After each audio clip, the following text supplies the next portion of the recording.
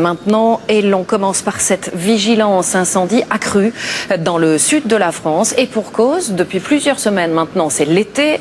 Les températures sont très élevées, la végétation sèche et le vent se lève.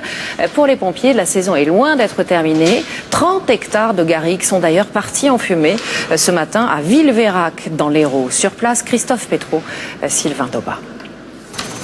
Sur ces collines proches de la ville de Sète, un feu de garrigue d'origine malveillante mobilise d'importants moyens. Mercredi, du côté de Perpignan cette fois, 50 hectares de chênes verts partent en fumée. Un rythme d'intervention soutenu, un dispositif de surveillance comme en plein été. Ce dispositif est mis en place depuis ce matin, équivalent à 200 hommes jour pendant 3 jours, avec des moyens disposés sur le terrain, des tours de guet, des patrouilles aériennes avec notre cellule départementale. Sur les crêtes des massifs du département, 26 tours de guet comme celle-ci sont encore actives. Les pompiers y traquent la moindre fumée. Car l'automne est traditionnellement la période où l'on nettoie les jardins.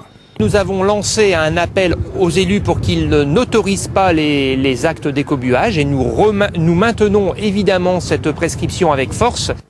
Pour les services de prévention, c'est une situation inhabituelle en cette saison. Au sol, 45 degrés. 18% d'humidité, des conditions favorables au départ d'incendie. C'est des conditions normales pour le mois d'août ou au mois de juillet. Pour le mois d'octobre, non. Vous voyez très bien, en principe, il devrait pleuvoir. On devrait être dans les équinoxes et avoir de l'eau. Et là, ça fait un moment qu'il n'a pas plu.